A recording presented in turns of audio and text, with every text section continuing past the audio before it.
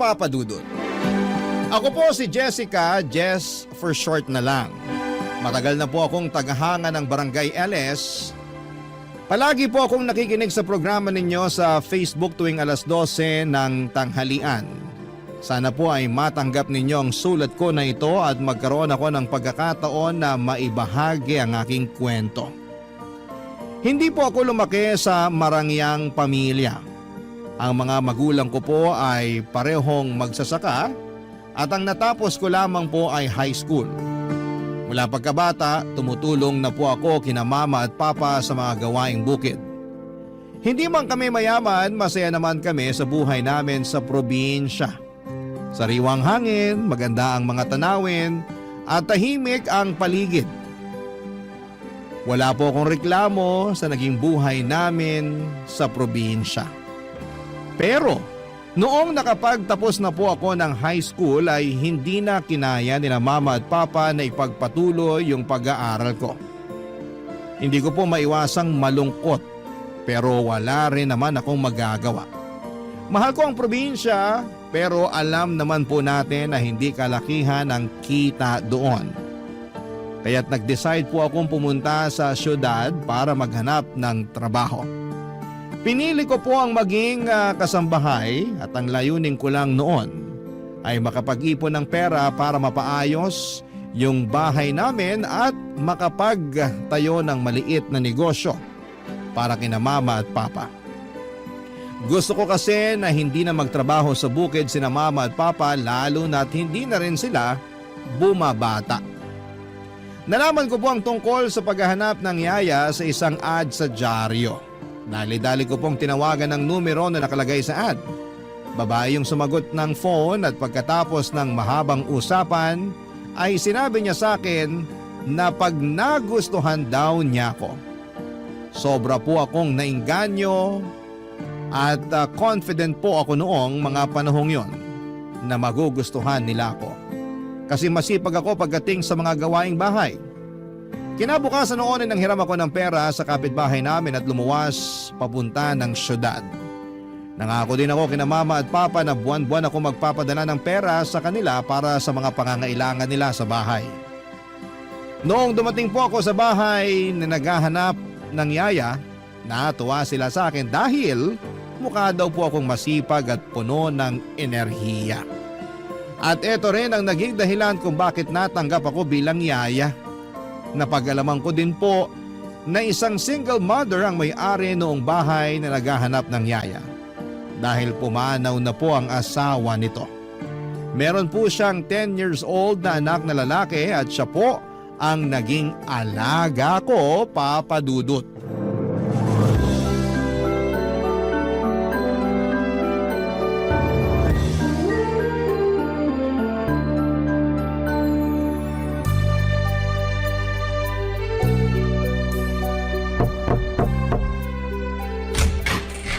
Hello, ikaw ba si Winston? Pinakilala ka na sa akin ng mama mo. Hi! Ikaw ba yung bagong yaya ko? Oo, ako si Jessica. Pero tawagin mo na lang akong... ang haba din naman kasi ng Jessica. Ay, alam ko na. Yaya Jess na lang. Sige po, Yaya Jess. Ilang taon ka na, Winston? 10 years old, pero malapit na ako maging teenager. Kakatuwa ka namang bata ka. Basta lagi mong tatandaan, nai-enjoy mo lang ang kabataan mo, ha? Naku, mahirap sa mundo ng mga big boys at big girls. Kung pwede lang sana bumalik sa pagkabata, naku, gagawin ko talaga. Bakit mo gustong bumalik sa pagkabata, Yaya Jess? Para mawala lahat ng pimples at wrinkles mo? Aba, bastos kang bata ka. Naisahan mo ako dun, ha? Yaya, tama na! Huwag mo akong kilitin! Di na ako makahinga! Like na kita, Yaya Jess. Ako rin. Mukhang hindi ako mamomroblema sa pag-aalaga sa'yo. Ay, nga pala, kanina ko pa napapansin na andito ka lang palagi sa kwarto mo nagko-computer. Hindi ka man lang ba naglalaro sa labas? Ayoko po maglaro sa labas eh. Binubuli lang ako ng mga bata dun. Ha? Paanong binubuli? Pinagtatawanan nila yung salamin ko. Mukha daw akong alien. Tapos pangu daw ako, tabachoy. Tong mga batang to, oo. Nako, sa susunod na asarin ka nila, magsumbong ka sa akin, ha? Mananagot na talaga sa akin yung mga yan. Thank you, Yaya Jess. Pero ayoko. Tayo na lang kaya maglaro. Marami akong computer games dito na pang 2 players. Oy baby, yun ang hindi ko mapapangako sa'yo. Kasi baka pagalitan ako ng mama mo. Alam mo naman, kailangan kong sipagan tong mga gawaing bahay dito kung gusto kong magtagal sa inyo, di ba? Lalong-lalo na ngayon at kakatanggap lang sa akin ng mama mo. Naku, Yaya, huwag kang mag-alala. Nandyan si Mama ngayon, oo, pero kadalasan wala naman siya dito eh. Ha? Anong ibig mong sabihin? Busy si Mama sa work niya. Most of the time, mag-isa lang ako dito sa bahay. Ay, ganun ba? Naku, kawawa ka naman palang bata ka. Naku, baby, don't worry kasi andito na si Yaya. Forever na ako dito. Pero teka lang, kung ikaw lang ang naiiwan dito mag-isa, paano yung... Mga gawaing bahay. Tinuruan na ako ni Mama kung paano gumamit ng washing machine at saka rice cooker. Pero hindi nga lang ako marunong magluto. Kasi si Mama naghahanda ng mga pagkain ko before siya umalis papuntang work. Napaka-independent mo naman palang bata ka. Huwag kang mag-alala kasi tuturuan kitang magluto. Okay ba yun sa'yo? Okay na okay po! Oo, mabuti na yung ganun para at least hindi ka nakanganga kung sakaling wala kang kasama. Hindi ka magugutom, ganun. Ay nga pala, kumusta naman yung pag-aaral mo? Anong favorite subject mo? English po favorite subject ko. Kayo po, anong favorite subject nyo? Favorite ko naman yung math. Ay, ayoko niyan. Puro numbers tsaka formula. Sumasakit ulo ko dyan. Di mo ata natatanong na palagi ako nananalo sa mga math competition nung high school. Kaya wag kang mag-alala, akong bahala sa'yo. Talaga? Tutulungan mo ako sa math homework ko? Oo naman, why not, di ba? The best ka talaga, Yaya! Naku, wag kang mahiya, bulahin mo pa ako. Gustong gusto ko nakakarinig ng mga ganyan eh. Music to my ears. Ikaw na ata yung pinaka-the best na Yaya na kinuha ni Mama. Yan, ganyan dapat. Ay, teka lang. Naku, ikaw bata ka. May yaya ka na pala dati? Ba't umalis yung dati mong yaya? Tinakot mo siguro, no? Kaya umalis. Yaya just talaga? Hindi! Sabi kasi ni Mama sa akin na bumalik daw yun ng probinsya kasi mag-aasawa na. Ah, buti pa siya may love life. Ay, speaking of mama, babalik na ako dun sa kusina ha. Baka kasi hinahanap na ako ng mama mo. Kung may kailangan ka, tawagin mo lang ako, okay? Sige po, Yaya! Thank you!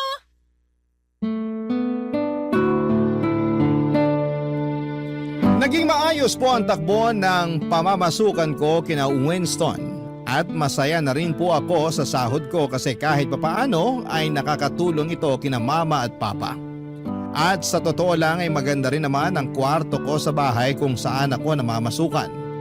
Hindi halatang maid's quarter. Aircon na lang po ang kulang doon at magmumukha ng kondo yon. Hindi ko na nararamdaman ang bigat ng malayo sa pamilya dahil masaya ako sa naging trabaho ko. Hinding-hindi po ako nahirapan pakisamahan ang alaga kong si Winston. Napakabait niyang bata at napaka-masunurin pa. Oo, may mga pagkakataon na pilyo siya pero hindi talaga nawawala ang respeto niya sa mga matatanda. At doon ko siya labis na hinangaan. Pakiramdam ko nga ay parang nabubuli siya ng ibang tao dahil sa sobrang kabaitan niya. Maayos po kami ni Winston pero sa totoo lang, awang-awa ko sa kanya. Palagi siyang walang kasama sa bahay dahil nga madalas ay wala ang mama niya. Nang malaman ko po na namatay ang tatay ni Winston noong 6 years old pa lamang siya, mas lalo akong naawa sa kanya. Simula noon, ang mama niya na talaga ang tumatayong nanay at tatay niya. At ramdam ko ang hirap na dinadala ng bata. Hindi lang ako kay Winston naaawa kundi pati na rin sa mama niya. Ngunit syempre, bilang isang dakilang yaya, hindi ko pinabayaan si Winston. Pinaramdam ko araw-araw sa kanya na hindi siya nag-iisa.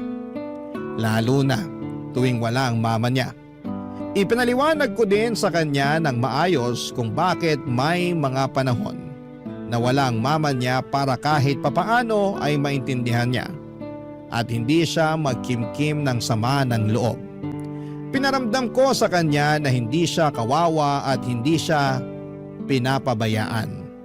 Sa awa ng Diyos, nakikinig naman po siya sa lahat ng sinasabi ko.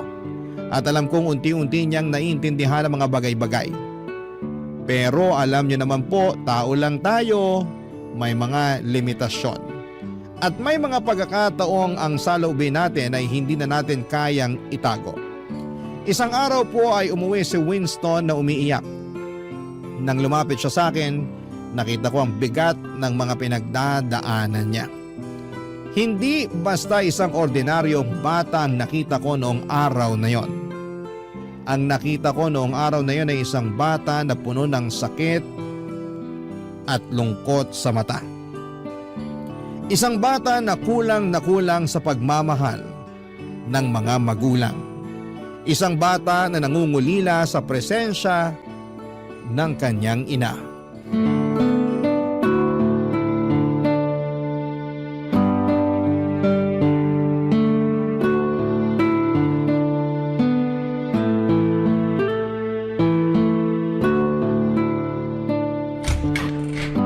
Winston, ready na yung breakfast mo. Kumain ka na. Oh, anong nangyari sa'yo? Ba't ka umiiyak? Malapit na kasi yung family day namin, Yaya Jess. Tapos, sabi ni Mama, hindi daw siya makakapunta. Hala, ganun ba? Tahan na, huwag ka nang umiyak. Yung mga kaklase ko siguradong sasamahan ng mga mama at papa nila. Ito talagang baby ko. Alam ko na kadalasan sa mga nakikita mo, lalong-lalo na sa mga kaklase mo, ay merong mama at papa. Pero ganito kasi yan. Hindi lahat ng bata ay kumpleto ang mga magulang. Pero kahit na ganun pa man, lagi mong tatandaan na hindi ka bawasan yun sa pagkatao mo.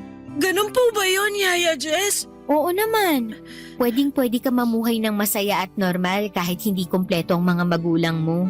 Pero, iba pa rin po talaga pagkasama mo mga magulang mo. Oo, totoo naman yun. Alam mo ba na maraming bata dyan ang kompleto nga ang mga magulang pero hindi naman masaya ang family nila? Paano niya naman po nasabi? Ay nako, eto na, ichichika ko na sa'yo. Alam mo ba na yung kaklase ko nung elementary, lumaki siya na may mama at papa pero... Yaya Jess naman eh! Ituloy mo! Mas nasasaktan ako sa pagbitin mo sa kwento eh. Tong bata na to, makinig ka kasi muna baby. So ayun na nga, lumaki siya na parehong nandyan ang mama at papa niya pero hindi siya happy. Alam mo kung bakit? Bakit naman po? Kasi palaging nag-aaway yung mama at papa niya. Oo, totoo yun. Tapos ito pa yung mas nakakaloka dyan. Yung mama niya, nahuli niya yung tatay na may... basta, yun. Nahuli na may ano? Wala yun. Basta ang bottom line dito ay hindi siya masaya kahit complete family sila. So mas mabuti pa pala na hindi complete ang family? Ay nako baby, hindi sa ganun yun. Ang ibig ko lang namang sabihin ay hindi lahat ng complete family na nakikita mo ay masaya. Yung iba dyan may pinagdadaanan pero hindi lang nila pinapakita. Kaya wag ka nang sad, okay? Thank you talaga, Yaya Jess. Okay na po ako. Yan, dapat ganyan. Smile ka lang. I love you, Yaya Jess. Love na love din kita, may alaga forever and ever. Pero sa totoo lang po, medyo sad pa rin ako kasi hindi makakapunta si Mama sa family day namin. Baby, eto ha, ipapaliwanag ko sa'yo ng mabuti. Yung mama mo kasi, ginagawa niya ang lahat para sa'yo. Oo, alam ko na parati siyang wala dito sa bahay. Pero ang rason kung bakit parati siyang wala ay dahil nagtatrabaho siya para sa'yo. Pinipilit ka niyang itaguyod kahit mag-isa siya. Alam ko naman po yun. Pero nalulungkot pa rin ako eh. Sa tingin mo, bakit kumuha ng yaya ang mama mo? Para may makasama ka syempre kasi concerned yung mama mo sa'yo. Kung sa bagay. Ganito na lang ang isipin mo baby. Kung hindi busy si mama mo at palagi siyang nandito sa bahay, sa tingin mo ba magkakaroon ako ng chance para maging yaya mo? Tama!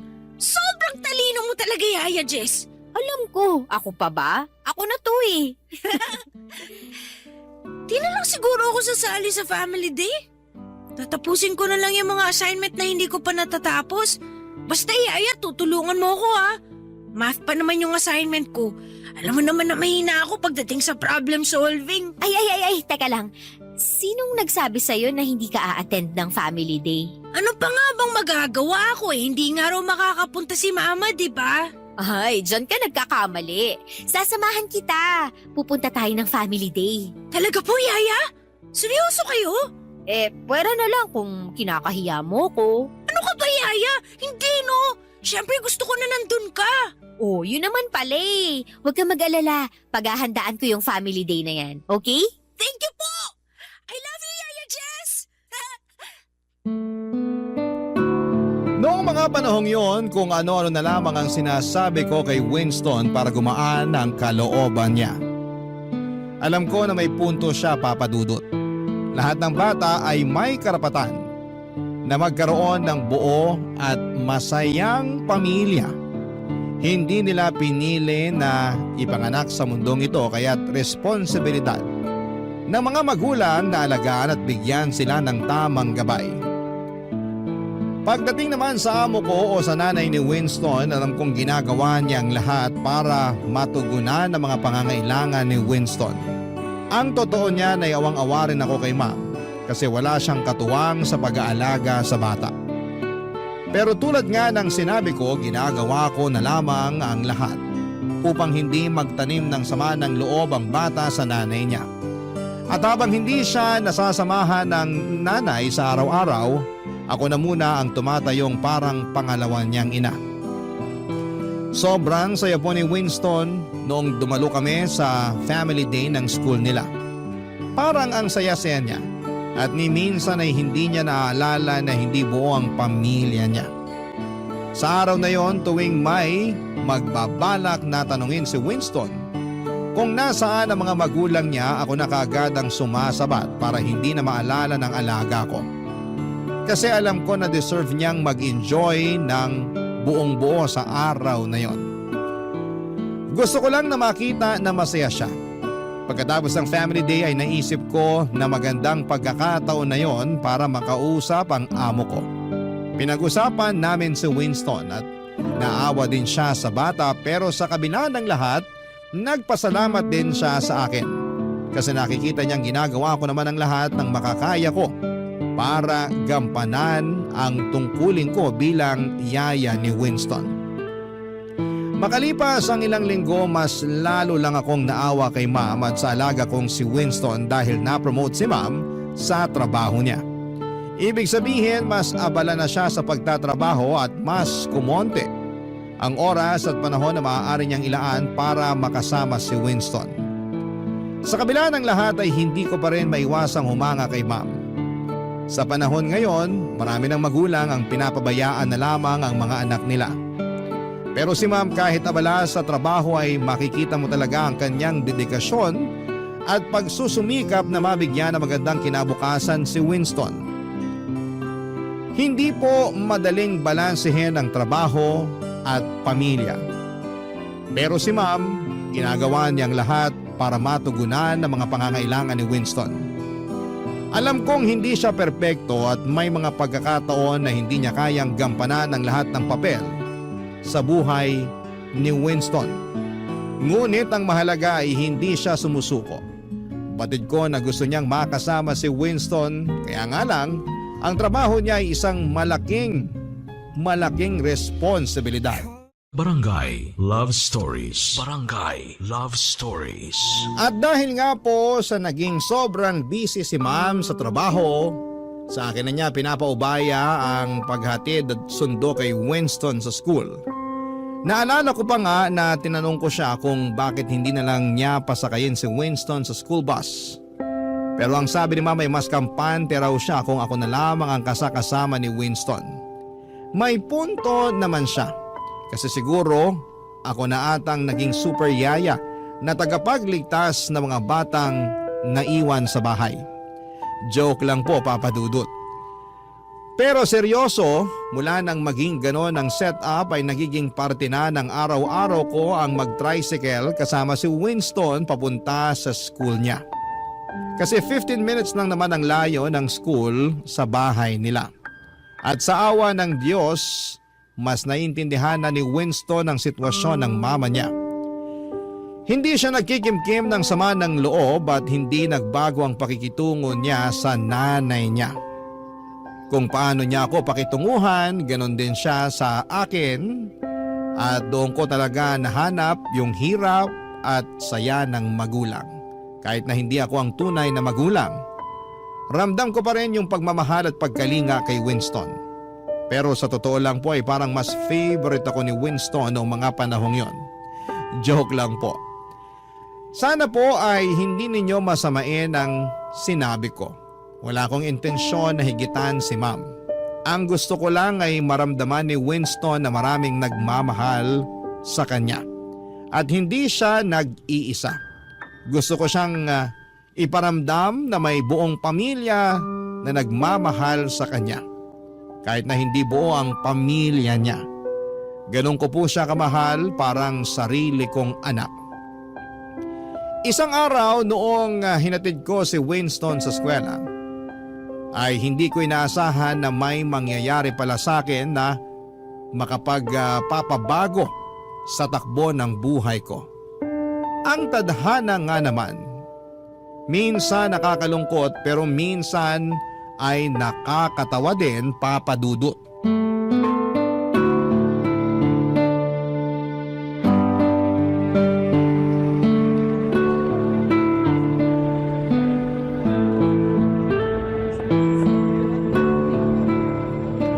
Sige na, pumasok ka na at baka malate ka pa. Opa, Yaya. Ay, sandali lang. Baka makalimutan mo pa to. Ito nga pala yung lunchbox mo. Tapos, ito naman yung tubig mo. Tapos, ito naman yung iced tea mo. Thank you, Yaya. Mauna na po ako. Sige, enjoy! Nakakaloka, makauwi na nga. Hindi ko pa nasasampay yung mga labada. Baka makatanggap ako ng award kay ma'am pag naabutan niya yun. Ito din naman kasing pasok ni Winston eh. Kailangan ba talagang 8 ng umaga nasa school na ang mga batang yun? Aba, hindi naman ata makatarungan yan. Ano bang akala nila sa mga bata nagtatrabaho? Ay, makauwi na nga nang matapos ko na yung mga hindi ko pa natatapos. Hala, Diyos ko, yung wallet ko nawawala. Paano ako makakauwi nito? Hala, wala akong pamasahe. Nalaglag ata sa waiting area. Patay, kailangan ko nang balikan yun.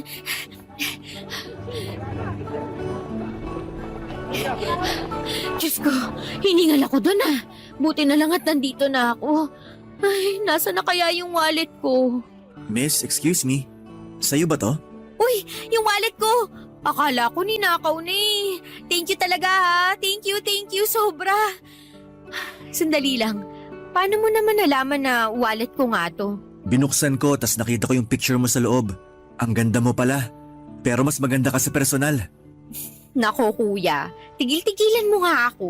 Baka maniwala pa ako sa'yo eh. Nga pala, ano ginagawa mo dito, miss? Yung alaga ko kasi dito nag-aaral. Tapos nung pauwi na ako, saka ko namalayan na naiwan o nalaglag ko na pala yung wallet ko dito sa waiting area. Mabuti na lang talaga at ako yung nakapulot. Kaya super thank you talaga kuya. Naku, kung hindi dahil sa'yo, mahihirapan ako makauwi kasi nandito yung pamasahe ko. Nako, di ka mahihirapan kasi driver ako. Kayang-kaya kitang ihatid sa inyo. Ah, ganun ba? In fairness naman. Driver ka ng school bus? Hindi. Yung anak kasi ng amo ko dito rin nag-aaral. Tapos ayun, hinahatid at sinusundo ko siya araw-araw. Ay, sosyal. Siguro malaki ang sahod mo, no? Hindi rin. Ang totoo nga niyan, nagbabalak na nga ako mag-abroad eh. Ha? Bakit naman? Yung pinsan ko kasi, nagtatrabaho sa Taiwan bilang factory worker. Tinutulungan na rin ako ng pinsan ko para makapasok ako sa kumpanyang pinagtatrabahuhan niya. Pinapaasikaso na niya sa akin yung mga papeles ko. Sana lang walang maging aberya. Ay hala, ganun ba? Sayang naman. Ha? Paanong sayang? Bihira lang kasi ako makakita ng gwapo sa waiting area na to. Nambola pa. Uy, totoo yun ah. Kala ko nga nung una teacher ka eh. Paano ba naman? Posturang-postura ka sa uniform mo. Wala akong magagawa. Ito yung gusto ng amo ko eh. Ah, kaya pala. Pero bagay sa'yo ha.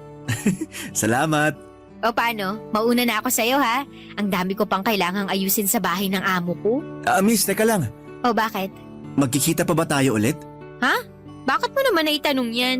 Gusto sana kitang makita araw-araw bago man lang ako lumuwas papuntang Taiwan. Nako kuya, tatapatin na kita. Gwapo ka pero wala akong panahon para makipaglandian sa'yo. Bakit naman? Nakafocus kasi ako sa alaga ko. Kawawa din naman kasi. Alam mo na, broken family. Sa tingin ko, swerte pa rin alaga mo eh. Paano mo naman nasabi yan? Kasi may yaya siya na tulad mo. Tigil-tigilan na nga natin tong bulahan na to. Baka mamaya kung saan pa mapunta tong usapan na to eh. Sige na, aalis na talaga ako. Pero magkikita pa naman tayo bukas, di ba? Depende kung habulin mo ko. Joke lang. Oo naman, dito nag-aaral alaga ko eh. Nga pala miss, di ko pa natatanong pangalan mo. Jessica, pero Jess na lang for short. Nice to meet you, Jessica. Ako nga pala si Edgar. Nice meeting you too, Edgar. Thank you nga pala sa pagsoli sa akin ng wallet ko ha. Mauna na ako, kita-kits na lang. Aminin ko, Papa Dudut, na nalaglag ang panty ko sa usapan namin ni Edgar na yon. Paano ba naman kasi sobrang gwapo niya, ang ganda ng katawan. At pakiramdam ko ay natutunaw ako tuwing tinititigan niya ako. Lalo akong kinilig noong may napansin akong papel sa loob ng wallet ko at may nakalagay na phone number doon. Siyempre nagtaka ako. Kaya naman sinubukan kong i-text ang number na yon. At doon ko napag-alaman na kay Edgar pala yon at sinadya niyang ibigay sa akin ang number niya. Mga lalaki nga naman, kaya maraming babayang nasasaktan kasi talagang alam nila kung paano kunin ang loob mo. Sa totoo lang, kahit gwapo at mabait si Edgar at kahit crush ko siya, hindi ko iniisip na magkarelasyon kami. Kasi ang priority ko talaga ay ang trabaho ko at ang alaga kong si Winston. Pero paminsan-minsan, nakakabagot din sa bahay. Lalo na kapag tapos na ako sa mga gawaing bahay.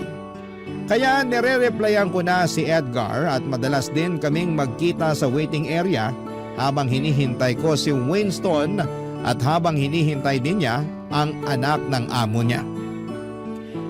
Madalas kaming magkwentuhan ni Edgar tungkol sa trabaho namin. Napag-alaman ko na 5 taon na pala siyang single at ang gusto niya sa buhay ay ang magkaroon ng sariling pamilya. Pero sa tingin niya ay hindi siya makakabuo ng pamilya kung patuloy siyang magiging driver. Kasi hindi naman daw ganun kalaki ang sahod niya, kaya naisipan niyang magtrabaho sa Taiwan bilang factory worker. Gusto niyang makapag-ipon ng malaking pera hanggang sa makabalik siya dito sa Pilipinas. Hanga din naman ako sa kanya kasi talaga namang alam niya kung ano ang gusto niya sa buhay. Nagtuloy-tuloy po ang pagiging magkaibigan namin ni Edgar ng ilang buwan. At nang akala ko ay hanggang sa simpleng kwentuhan at biruan na lamang matatapos ang lahat. Isang araw ay pinuntahan ako ni Edgar sa bahay ng amo ko.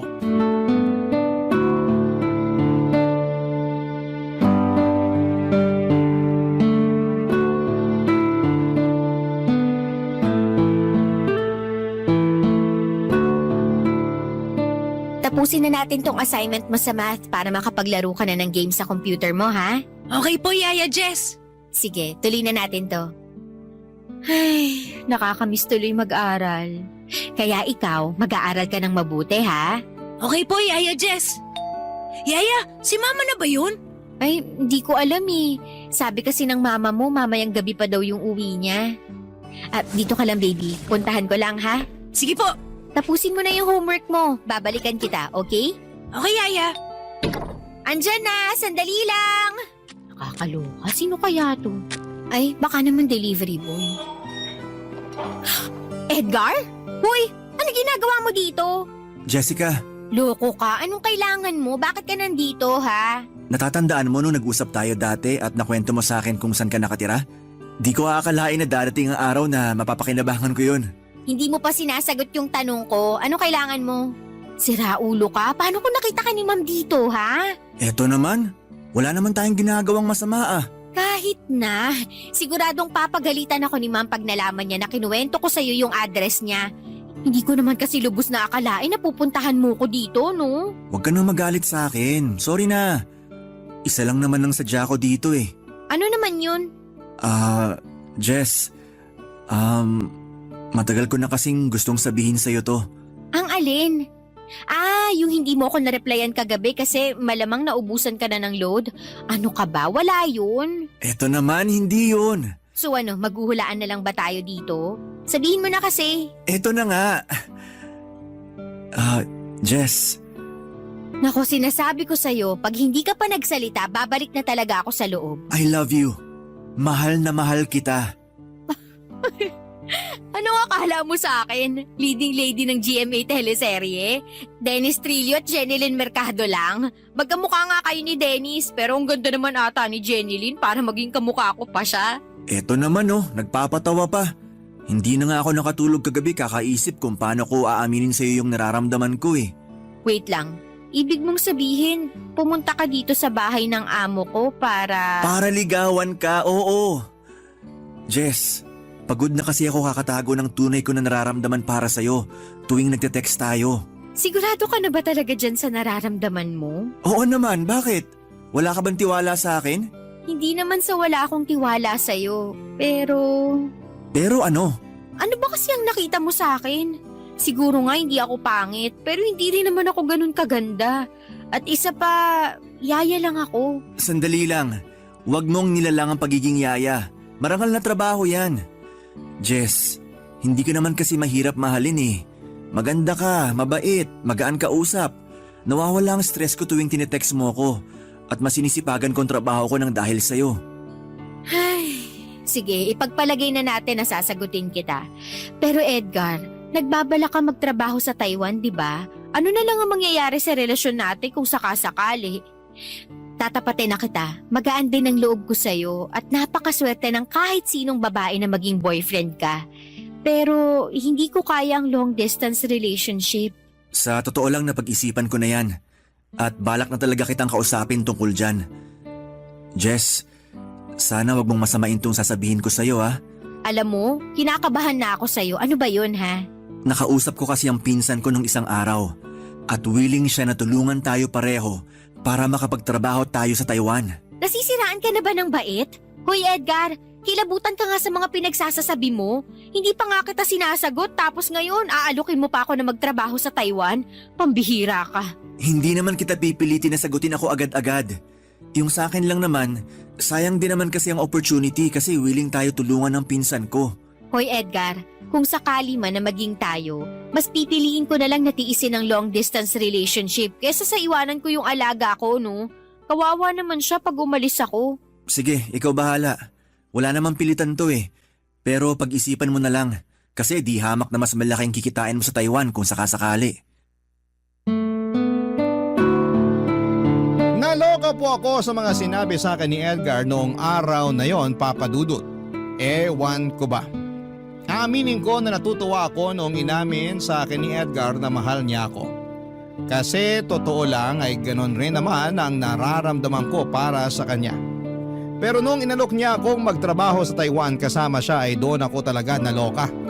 Oo, unti-unti na akong napamahal kay Edgar pero hindi matutumbasan ng kahit na anong relasyon ang pagiging yaya ko kay Winston.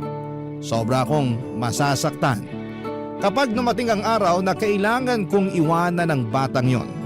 Kung pwede ko lang sanang samahan si Winston hanggang sa pagtanda ko ay gagawin ko talaga.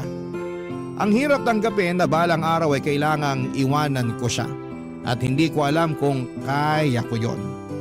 Pagdating naman kay Edgar, hindi siya nagsawa sa panliligaw sa akin. Kung ano-ano na ang mga tinetext at ibinibigay niya para lamang may pakita na talagang mahal niya ako.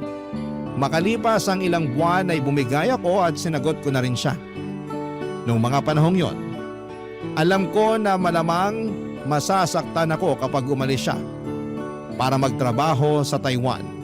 Pero kahit na ganoon ay naisip ko na mas matitiis ko pang mawala si Edgar kesa mawala ang alaga ko na si Winston. Kay Winston ko naranasan ang pakiramdam ng pagiging isang tunay na ina. Alam ko rin na masaya siya at komportable siya sa akin bilang yaya niya. Tama naman si Edgar na di hamak na mas malaki ang kikitain ko sa Taiwan. Pero hindi ko kayang isakripisyo ang pagiging pangalawang ina kay Winston. Hindi matutumbasan ng kahit na anong halaga ng pera ang pagiging yaya ko sa batang yon. Noong mga panahong yon ay sapat na sa akin na nakapagpapadala ako ng pera sa mga magulang ko sa probinsya. Wala akong utang at wala akong mga luho. Kaya kahit na hindi ganoong kalaki, ang sahod ko bilang yaya okay lang sa akin. Ang mahalaga sa akin ay makasama ko si Winston Papadudut at magampanan ko ang papel ko bilang pangalawang ina para sa kanya. Barangay Love Stories. Barangay Love Stories.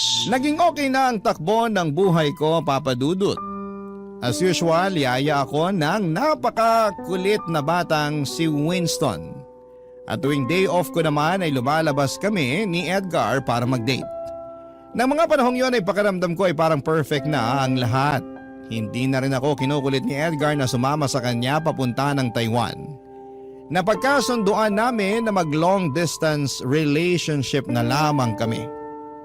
Pinangako ni Edgar na mag-iipon siya para makapagpatayo kami ng bahay at makapagpakasal at sumang-ayon ako sa plano niyang yon.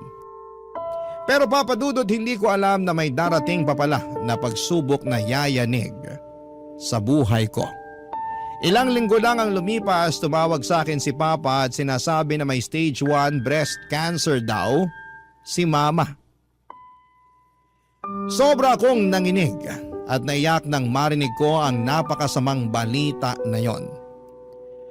Ikinuwento ko sa amo ko at kay Edgar ang tungkol sa mama ko at sobra silang naaawa sa akin. Nang mga panahong yon, alam ko na kailangan kong kumilos kaagad kasi ayokong lumala ang kalagayan ni Mama. Kaya naman napagdesisyonan ko nang tanggapin ang alok ni Edgar na magtrabaho sa Taiwan bilang factory worker na kasama siya. Sinabi ko ito kay Ma'am at kitang-kita ko sa mga mukha niyang kalungkutan. Pero naunawaan niya naman ang sitwasyon ko na kailangan kong mag-ipon ng malaking halaga para maagapan ang cancer ni Mama. At syempre hindi naging madali sa akin na kausapin si Winston tungkol sa desisyon kong umalis. Naramdaman ko ang bigat sa puso ko habang pinapaliwanag ko sa kanya na kailangan kong magtrabaho sa ibang bansa para matulungan si Mama, Papa Dudut.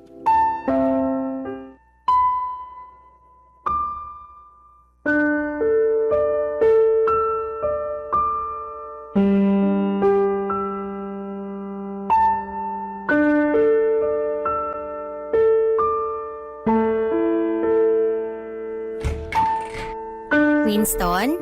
Yaya, tamang-tama may ibibigay po ako sa inyo. Winston, may gusto sanang sabihin si Yaya sa'yo. Ano po yun? Winston, kasi... Yaya? Bakit po kayo umiiyak? Okay lang po ba kayo? Ganito kasi yun. Magbabakasyon muna si Yaya, ha? Saan naman po kayo pupunta? Ang nanay kasi ni Yaya may breast cancer. Malubha na sakit yun. Kaya kailangan ko munang magbakasyon sa malayong lugar para makapag-ipon ako ng malaking pera para sa pagpapagamot ng mama ko. Ibig niyo pong sabihin, iiwan niyo na po ako? Alam mo naman na para mo na akong pangalawang ina, di ba? Kung wala lang sanang sakit ang mama ni Yaya, hindi kita iiwan. Alam mo yan. Yaya, please! Huwag na po kayong umalis! Papakiusapan ko si Mama na tulungan ka. Huwag niyo na po ako iiwan, please! Hindi kasi ganun kadali yun eh. Huwag kang mag-alala kasi palagi kitang i-video call, okay? Isipin mo na lang na parang nagbabakasyon lang si Yaya. Bakit? Saan po kayo pupunta? Pupunta si Yaya sa Taiwan. Hindi ka ba masaya para kay Yaya? Makakakita na si Yaya ng snow. Wala naman po atang snow sa Taiwan eh. Oy, ano ka ba? Meron yan. Pag sinabi kong meron, meron yan. Okay? Yaya talaga. Mamimiss ko po kayo. Ayoko po. Ako din. Sobra. Basta ha, wag mong bibigyan ng sakit sa ulo ang mama mo, ha? Promise ko po yan. At saka, tandaan mo lahat ng tinuro ko sa'yo. Di ba matagal mo na napangarap ang maging teenager? Eto na yung chance mo. Mas gugustuhin ko po ata na maging bata habang buhay na kasama kayo kaysa maging teenager na wala kayo. Eto naman, huwag mo nang paiyakin si Yaya. Wala na pong tutulong sa akin sa mga math assignments ko. Winston, huwag ka na mag-alala kasi nag-usap na kami ng mama mo at pinangako niya na tutulungan ka niya. Okay? Yaya, magkikita pa ba tayo ulit? Tong bata na to talaga. Oo naman. Hindi naman mamamatay si Yaya eh. Huwag kang mag-alala. Kasi kapag nakabalik na ako dito galing Taiwan, ikaw ang pinakauna kong hahanapin. Talaga ba? Promise yan. Yaya, wag na lang po kayo umalis, please. Balang araw, maiintindihan mo rin kung bakit ko kailangan gawin to. Yaya. Hindi magbabago ang pagiging pangalawang ina ko sa'yo. Yan ang palagi mong tatandaan, ha? I love you po, Yaya Jess. Ako din. Mahal na mahal kita. Oo nga po pala. Tungkol nga pala po dun sa bibigay ko sa'yo. Ay, oo nga pala. Sorry, masyado kasing naging emotional si Yaya. Bakit? Ano ba yun? Alam niyo po ba kung anong date ngayon? Sandali lang, tingnan ko lang tong cellphone ko. May 11. Bakit mo naman naitanong yan? Pinag-ipunan ko po talaga to ng 1 week gamit ang allowance ko para mabili ko tong mga bulaklak. Yaya Jess, Happy Mother's Day po! Oo, ikaw talagang bata ka. Mamimiss kita, sobra. Basta, promise niyo po na babalikan niyo ako ha? Na magkikita pa tayo ulit. Promise yan. Ipangako mo rin na wag mong kakalimutan si Yaya, ha? Pag-iisipan ko po. Ah, ganon ha? Ay, Jess naman, tama na po. Napaka-pilyo mo talagang bata ka. Kahit kailan ka talaga. Nang mga panahong yon, Papa Dudut, ay nakuha ko pang magbiro kay Winston. Pero ang totoo niyan ay durog na durog ang puso ko sa desisyon kong iwanan siya. Nakiusap ako sa amo ko na sana'y samahan niya si Winston sa kwarto niya sa mismong araw na aalis ako sa bahay nila. Kasi ayaw kong maramdaman ng bata na nag-iisa siya. Gaya ng inaasahan ko ay nadurog na naman ang puso ko sa puntong hindi ko na kayang tignan si Winston dahil may kirot sa puso ko tuwing tinitignan ko siya. Pero kinailangan kong maging matapang para sa mama ko upang makasurvive siya sa sakit niyang breast cancer. Pagkatapos kong umalis sa bahay na pinagsisilbihan ko ay doon ako tumira sa inuupahang kwarto ni Edgar. Nang mga panahong yon ay buong-buo na ang desisyon ko na pumunta ng Taiwan para magtrabaho bilang factory worker kasama si Edgar. Ang pinsan mismo ni Edgar ang tumulong sa amin. Pinautang niya kami para sa lahat ng gastos namin hanggang sa makapunta kami ng Taiwan. At sa wakas ay naging maayos ang takbo ng application namin at parehong kaming nakakuha ni Edgar ng work visa at nakapagtrabaho bilang factory worker. Hanggang ngayon, factory worker pa rin kami ni Edgar at 8 taon nang nakakalipas. At sa awa naman ng Diyos, Papa Dudut, cancer-free na rin si Mama sa ngayon. Hindi naging madali ang buhay ko dito sa Taiwan pero lubos pa rin akong nagpapasalamat sa trabaho namin dahil napagamot ko si Mama at nagkaroon kami ni Edgar ng kaunting ipon.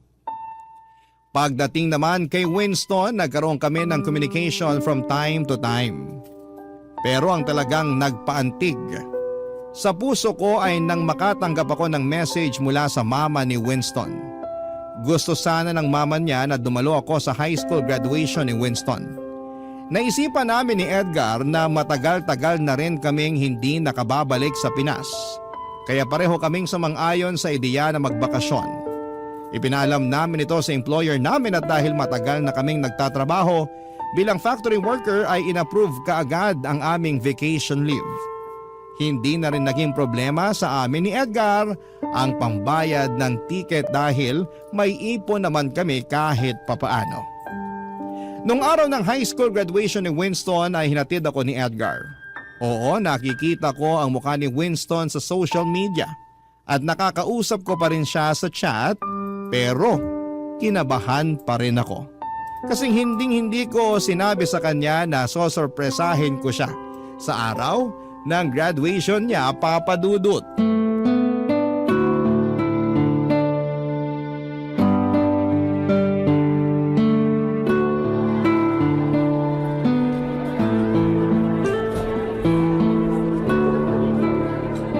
Mahal, paano to? Talagang kinakabahan ako eh. Paano kung hindi niya ako makilala ha? Imposible naman atang di ka makilala ng batang yun. Panay post ka ng selfie mo sa social media eh. Ikaw talaga? Hindi ka nakakatulong. Ano ba naman mahal, nandito na tayo oh. Ngayon ka pa ba aatras? Pustahan tayo. Makikilala ka ng batang yan at mag-iiyakan kayo. Ewan ko sa'yo, umalis ka na nga.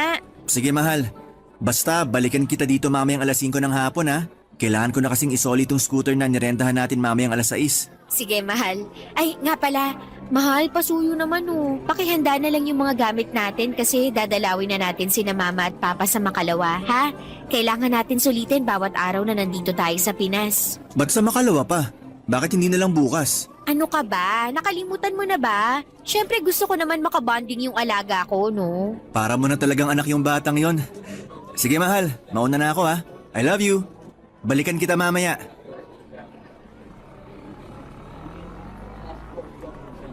Yaya Jess?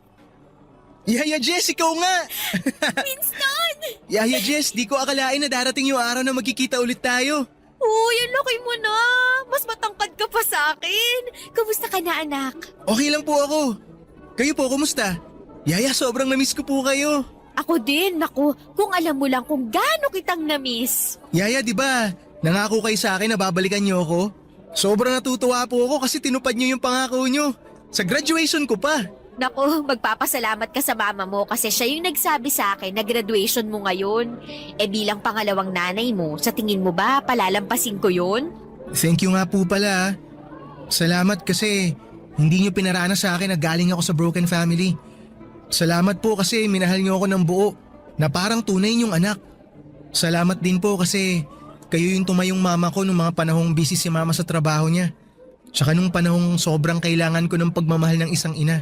Ikaw talaga. Hindi ka pa rin nagbabago. Pinapaiyak mo pa rin ako. Kakainis ka. I love you po, Yaya Jess. Mas mahal kita, anak. Basta promise ko sa'yo Na ano po, Yaya? na ikaw ang magiging panganay ko forever. Yaya Jess naman eh. Hindi pa nga po nagsisimula yung speech ko, pinapaiyak niyo na po ako.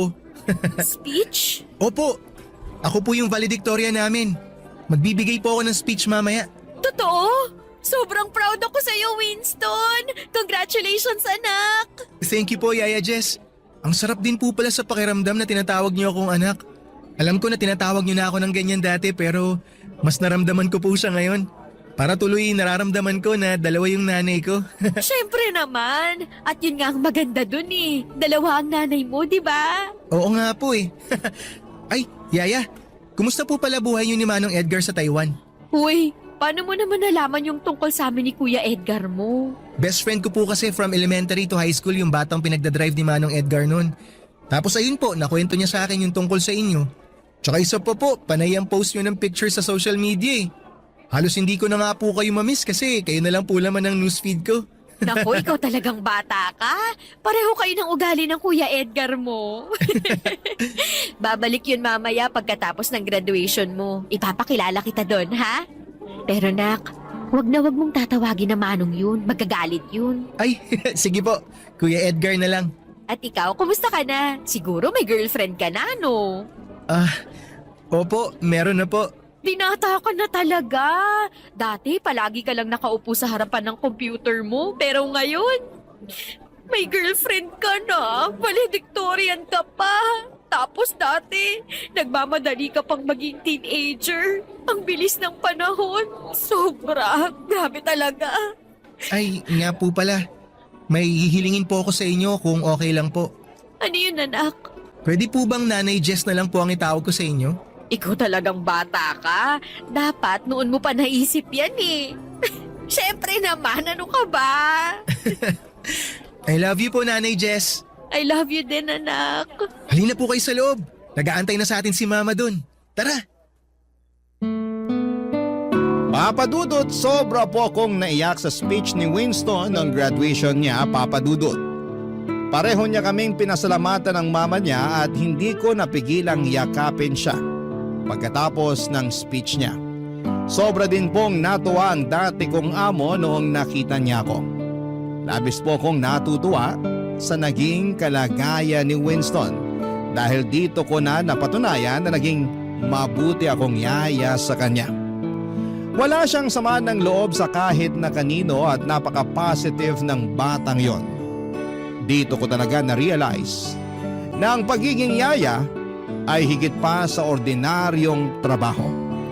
Ang pagiging yaya ay isang misyon na humuhubog sa pagkatao ng mga bata. Napakahalaga ng role ng isang yaya sa pagbuo ng karakter at kinabukasan ng isang bata.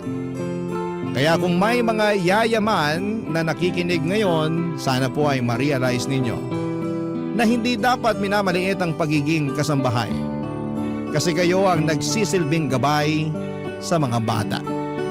Kayo ang nagbibigay ng aral sa kanila na dadalhin nila sa panghabang buhay. Sa mga yaya na nakikinig ngayon, saludo ako sa inyo at ngayon po ay nakabalik na nga po or nakabalik na kami ni Edgar sa Taiwan at patuloy pa rin naman po ang komunikasyon ko kay Winston. Kahit malayo kami sa isa't isa, hindi kami nawawala sa buhay ng isa't isa at palagi ko siyang tinatanong kung kumusta siya. Napuntahan ko rin sina mama at papa sa probinsya noong nasa Pilipinas ako at sa awa naman ng Diyos. Malusog at masaya sila sa ngayon. Ilang buwan na lang po ay mag-expire na ang kontrata namin ni Edgar dito sa Taiwan dahil sapat na ang naipon namin na pagdesisyonan na po namin na bumalik na ng Pilipinas. Napag-isipan namin ni Edgar na pagtayo ng maliit na negosyo gamit ang aming savings. Hindi pa po namin napagdidesisyonan kung anong klaseng negosyo pero isang bagay lamang ang sigurado. Babalik po kami ng Pilipinas sa loob lamang ng ilang buwan. At para naman po sa aming dalawa, napagdesisyonan din po namin ni Edgar na ipaayos ang bahay ng mga magulang ko sa probinsya at doon na rin po kami titira. At doon na rin magnenegosyo nang sa ganoon ay malapit ako sa mga magulang ko. At kahit papaano ay pwede na rin po akong bisitahin ni Winston kung kailan niya gusto. At syempre po, hinding-hindi mawawala ang balak namin ni Edgar na magpakasal this year. Sobrang excited na po ako sa mga magagandang bagay na naghihintay sa akin, Papa Dudut. Maraming salamat po sa platform na ibinigay ninyo sa amin upang maibahagi po namin ang mga naging karanasan namin sa buhay. Ang inyong forever na kapuso at kabarangay, Jess. Dear Papa Dudut, ako po si Ruby at naisipan ko pong sumulat sa inyo kasi tingin ko ay kailangan ng mga kabarangay na nakikinig sa programa ninyo na maging babala ang naging karanasan ko, lalo na sa mga kababaihan. May pagkakamali po akong nagawa sa buhay na pinagsisisihan ko at gusto kong hindi ito maulit sa ibang tao, Papa Dudut. Meron po akong boyfriend si Harold, matagal na po kaming mag-on at nakapag-decide po kami na mag-live-in lalo na at pareho namang kaming may trabaho sa call center. Pareho kaming agent na dalawa, Papa Dudut, pero magkaiba lang kami ng kumpanya. Nagkikita lamang kami pagkatapos ng shift namin. Naghahanap kami ng mga murang paupahan sa QC na malapit lang sa pinagtatrabahuhan namin. Kasi sobrang mahal ng mga renta. Parang hindi kaya talaga sa budget pero may nakita kaming condo sharing. Sabi namin sa isa't isa na eto ay pwede naming tignan. Kinontak namin yung nag-post at pinuntahan ang condo unit. Maganda ang unit, malinis at tiyak na magkakaroon kami ng peace of mind para makapagpahinga pagkatapos ng work. Yon ang nasa utak namin ni Harold. May 2 room ang kondo, ang isang room ay may umuupa rin na isang pamilya. At magiging common area namin ang sala, kusina at banyo. Sa tingin namin ay hindi naman kami magkakaproblema sa ganitong klase ng setup. Nasa pakikisalamuha lang naman yan. Ang concern namin ay makatipid kami sa renta. At secured pa ang mga gamit namin dahil walang magnanakaw tulad ng nangyari sa akin noong tumira ako sa isang boarding house, Papa Dudut.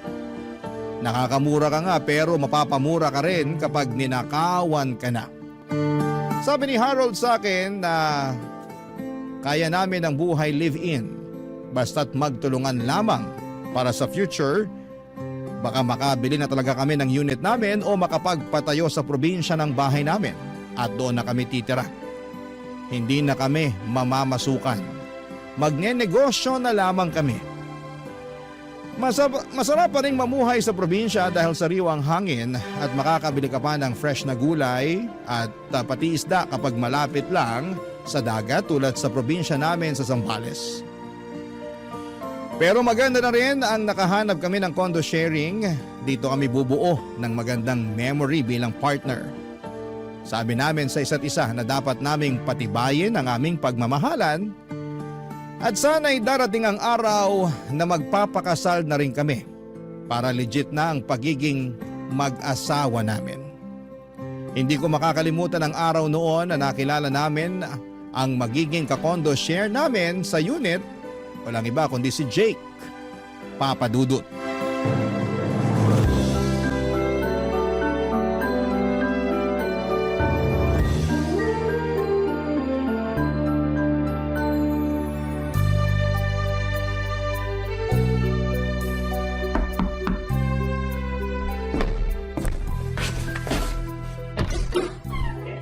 Hi! Hello! Kayo siguro sina Ruby at Harold? Oo, kami nga. Ikaw si... Jake. Ako si Jake. Pasok kayo. Salamat. Maganda tong unit, mayaman yung may-ari. Napaayos niya. Ako nga pala mga kasama nyo dito. Sinabihan ako ng may-ari na darating kayo ngayon. Nung nag-viewing kayo nitong unit, wala ako nun. Nasa school ako. May program kasi yung anak ko nun. Ay, welcome nga pala sa inyo. Kumuha kayo nitong cookies. Gusto nyo ba ng kape o juice? Ang bait mo naman, may pa-cookies pa. Salamat ha. Nag-abala ka pa. Wala yun, maliit na bagay. Sabi ko nga mas okay na magkakilala na tayo agad para walang ilangan. Sana maging magkasundo tayong 3. Sana nga. Kabado pa nga kami kanina kasi hindi namin alam kung anong klaseng housemate ang makakasama namin. Pero mukhang mabait ka naman. Nako, mabait talaga ako. Pagtulog. Biro lang. Taga saan probinsya pala kayo? Zambales. Kayo po? Sa South ako, Albay. Ang layo nyo pala. Oo, medyo. Pero dito na ako napadpad. Masaya kami kasi mabait ang makaka-condo share namin. Pero seryoso, gusto ko lang ng maayos na samahan dito. Yung tipong pamilya na rin ang turingan natin. Tama. Ganun din ang hanap namin bro. Peaceful na tirahan. Tsaka makakatipid at makakaipon. Ang mahal kasi ng renta dito sa Manila. Oo, iba talaga dito sa Metro Manila. And speaking of pamilya, remind ko lang kayo ha. Yung anak kong si Liam, baka may araw na makulit yung bata kaya pagpasensyahan nyo na. Mabait naman yun pero alam nyo na, bata. Tahimik lang siya ngayon kasi naglalaro lang sa kwarto. Busy sa tablet niya. Ay, ganyan na ang mga bata ngayon. Natutuwa na sa tablet at cellphone. Pero kapag magkaanak tayo, gusto ko walang ganyan ha. Okay yan na patakaran bro. Yung kaso kasi ng anak ko, wala siyang kalaro. Kaya hinayaan ko na mag-tablet kasi nga dito kami sa condo nakatira. Yun lang bro. Nasaan nga palang asawa mo? Nasa Dubai, OFW. Nagtatrabaho sa hotel doon. Ako naman work from home kaya ako ang nag-aalaga kay Liam. Kaya pasensya na talaga kayo kung minsan maririnig nyo siyang kumakanta o sumisigaw habang naglalaro. Tulad nga na sabi ko kanina, bata eh. Ayos lang yun. Mas mabuti na yung masaya ang bahay kaysa sobrang tahimik. Tama. At least may bata nakakagaan ng vibes. Salamat kinakabahan nga ako kasi baka maabala kayo. Pero kung may problema, sabihin nyo lang. Ganun din kami bro. Sabihin mo lang kung may sablay kami. Oo, halimbawa maingay kami. O may bisita, heads up ka namin. Maganda yan, maraming salamat. Ay, nga pala, mahilig ba kayo sa kape? May espresso machine ako sa kitchen. Gamitin nyo lang kung kailan nyo gusto. Ayos yan. Coffee is life, bro. Totoo. Ay, same. Grabe, mukhang magka-vibes tayo dito. Yun talaga ang goal, yung magkaroon ng magandang vibes dito sa unit. By the way, may house rules din pala ako naisip. Pero mga simple lang, tulad ng schedule ng paglilinis, yung mga ganon. Walang problema sa amin yun. Mas okay nga yung may sistema para iwas gulo. Agree. Ayoko rin ng kalat, lalo na sa common area. Tsaka kung meron kayong special request, sabihan nyo lang ako. Ayoko na magkaroon tayo ng tampuan dito. Thank you po. Wala yun. O siya, hindi ko na kayo aabalahin. Kung kailangan nyo ng tulong mag-ayos, nandito lang ako. Huwag kayong mahiyang katukin ako sa kwarto ko, ha? Tsaka gamitin nyo lang yung amenities dito, pool, gym, para hindi sayang. Salamat talaga, Jake. Iba ka, bro. Hindi kami sanay na ganito ka-welcoming ang housemate. Oo nga, buti na lang ikaw ang kasama namin. Pareho tayong swerte. Sige Jake, salamat ulit. Mag-aayos muna kami ng gamit sa room pero babalik kami dito mamaya para magkape. Simula nang lumipat kami sa kondo, ang dami kong natutunan tungkol sa independent living.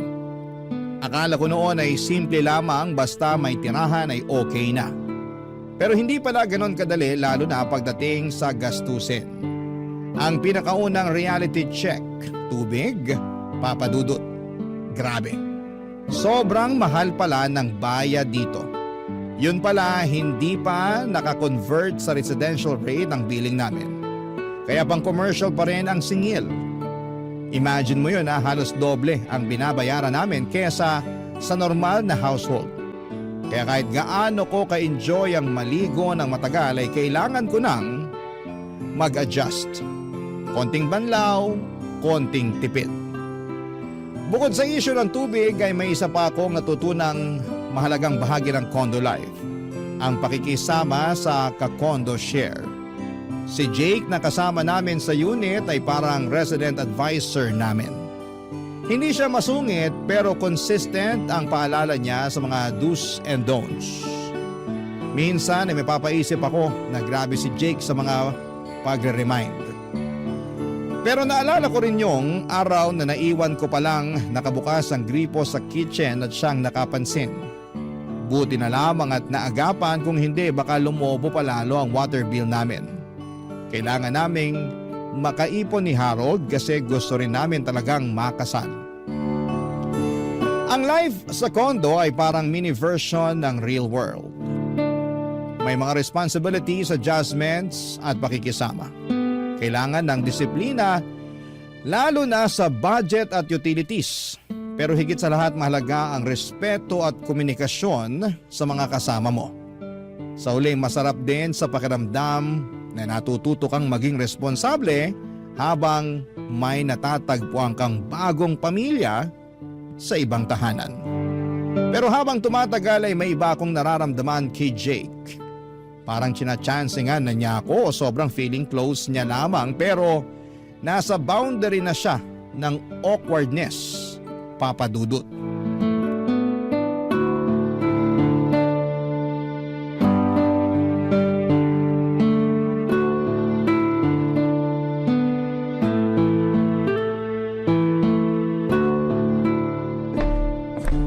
Oh, Ruby, nasan si Harold? Nasa trabaho na. Night shift siya. Baliktad kami ng oras ng pasok. Good. Ano po yon? Wala. Sabi ko, ikaw lang pala naiwan ngayon. Oo, gano'n na nga. Kumusta naman pagsasama niyong dalawa? Okay naman? Opo, getting stronger. Bakit po? Wala lang, curious lang. Tagal niyo na rin ha? Forever na ba kayong dalawa? Gusto kong siya na. Gusto kong matupad yung mga dreams namin. Bakit ganyan po ang mukha niyo, Jake? Parang may duda ka. Hindi naman sa ganun, pero alam mo yun, minsan kasi akala mo forever na tapos biglang hindi pala. Ang pessimistic mo naman. Magiging okay ang takbo ng relasyon namin ni Harold. Naniniwala ako dyan. Eto tanong lang masaya ka ba talaga sa kanya? Di ba nung isang araw lang nag-away kayo? Yun. Konting hindi pagkakaunawaan lang. Normal lang naman yun. Kayo ba ng asawa mo hindi nag-aaway? Teka lang po, bakit ba parang ang dami mong tanong tungkol sa amin? May gusto ka bang sabihin? Wala, ano ka ba? Nag-uusap lang tayo. Hindi ba pwedeng mag-usap ang magka-condo share? Ganito kasi yun. Minsan iniisip ko, paano kaya kung ibang choices yung ginawa natin? Paano kung hindi kayo ni Harold? Paano kaya kung single ako? What if? What if ano? Ayoko sa what if. Masaya na ako kay Harold. Excuse me, papasok na ako sa room namin. Ruby, sandali lang. Bitiwan niyo po ako, Jake. Wag, Teka lang naman. nararamdaman kong pinopormahan mo ako pag wala si Harold ah. Please, gusto kong maging magandang samahan natin dito sa kondo. May Harold na ako, alam mo yon. Tsaka, may asawa ka na. May anak kayo, si Liam. Hindi ko naman nakakalimutan yun eh. Pero wala naman dito yung asawa ko ngayon. 'Di ba? Jake, hindi mo pwedeng sabihin yan kahit biro ah. Hindi ako nagbibiro. Hindi mo ba nararamdaman? Laging may something kapag nagkikita tayo. Oo, aaminin ko. Pinopormahan kita. Hindi ko maipaliwanag pero parang may parte na ng pagkatao ko na hinahanap-hanap ka. Tigilan mo ko. Huwag mo na akong guluhin, pwede ba? Pwede kitang isumbong kay Harold o sa may-ari ng kondo. Ruby, hindi ko intensyon na manggulo. Pero aminado ako. Nung una kitang nakita, gandang-ganda na talaga ako sa'yo.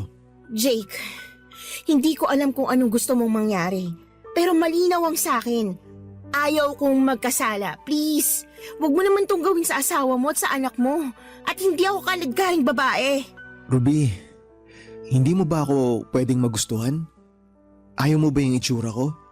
Wala ba akong pag-asa sa'yo? Hindi na dapat natin pag-usapan to dahil wala. Hindi ka ba kinikilabutan sa mga sinasabi mo? Wala namang makakaalam kung hindi natin ipapaalam. 'Di ba? Jake, I really feel awkward now. Pwede bang bitiwan mo ng kamay ko? Baka may magawa pa ako eh. Sorry. Pero sabihan mo lang ako kung sakali. Tama na. Hindi kita gusto at wala akong balak na gustuhin ka. Pwede bang pagtuunan mo na lang ng pansin yung anak mo? My gosh! Bakit ba kami lumipat dito kung meron palang tulad mo na mukhang manyakis? Ang sakit mo naman magsalita. Hindi naman ako ganun. Hindi ako manyakis, hindi kita minanyak. Gusto lang talaga kita. Nagbakasakali lang ako. Pero sige, titigilan na kita. Sorry. Sige na, wag mo na ako ilagay sa sitwasyon na pwede mong pagsisihan.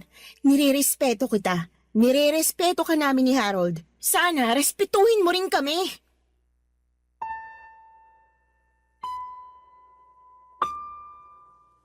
Akala ko ay hindi na uulitin ni Jake sa akin yon, Papa Dudut. Pero patuloy pa rin niya akong pinopormahan. Ang hirap kasi ng sitwasyon, kakondo share namin siya kaya hindi ko talaga maiwasang makasama siya palagi. At kapag wala si Harold ay napapansin ko na parang nag-aabang talaga siya ng pagkakataon na mas solo ako.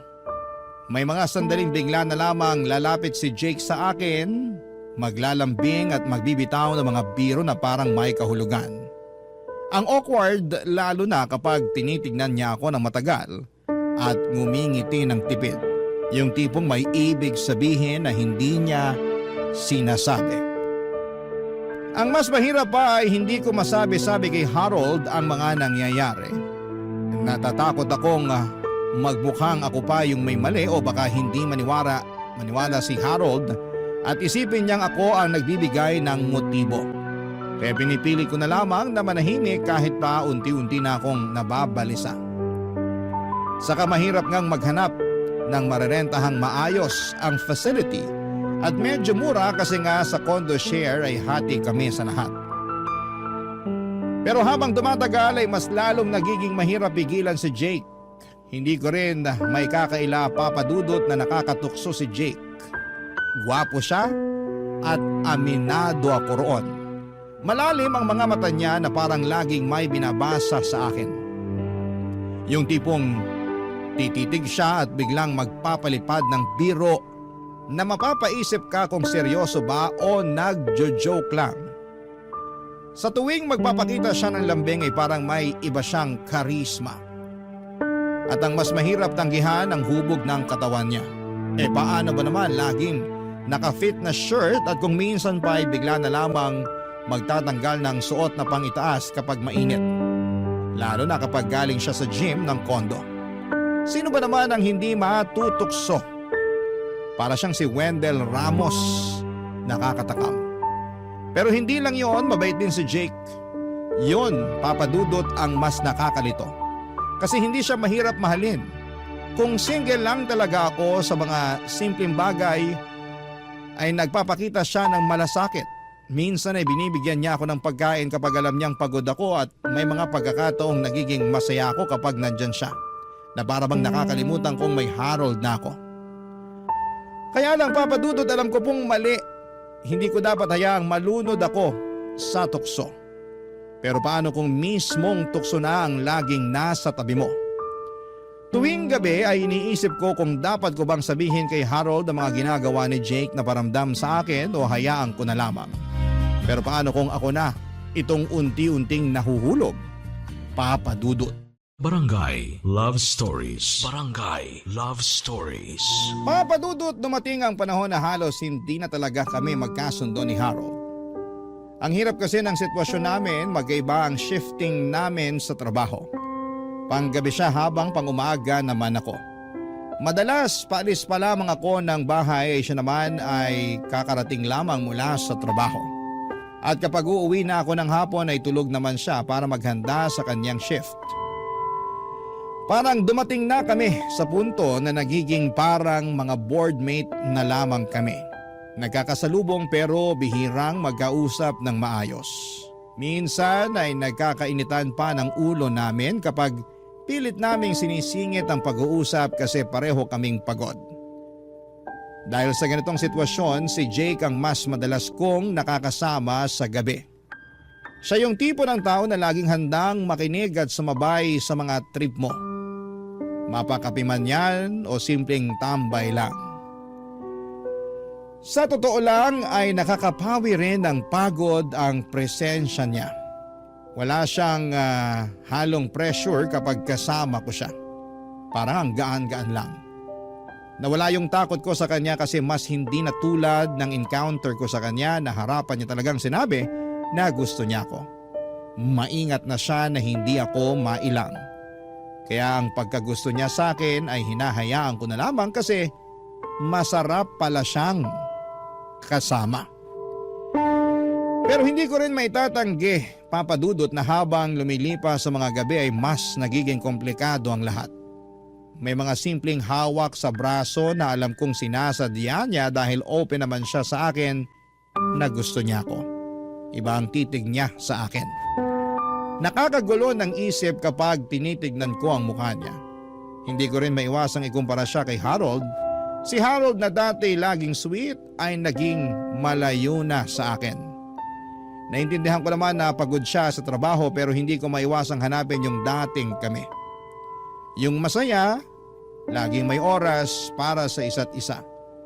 Kay Jake ko yon naramdaman at doon ako takot. Ayokong malunod sa atensyon na binibigay niya. Tuwing gabi pag uwi ko iniisip ko kung mali na ba itong nangyayari. Pero sa totoo lang, papadudot, ang hirap pigilan kapag ang lungkot mo napapalitan ng saya pero sa piling pa ng iba. At tuwing nag-aaway kami ni Harold, naiisip ko ang magandang samahan namin ni Jake. Para kasing walang linggo na hindi kami nag-aaway ni Harold noon, papadudot.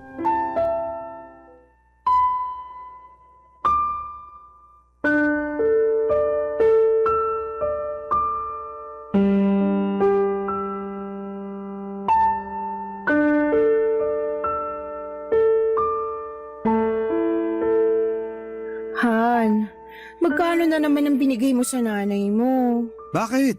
Ano na naman ba to, Han? Ano pa ba? Ubus na naman ang pera natin, 'di ba?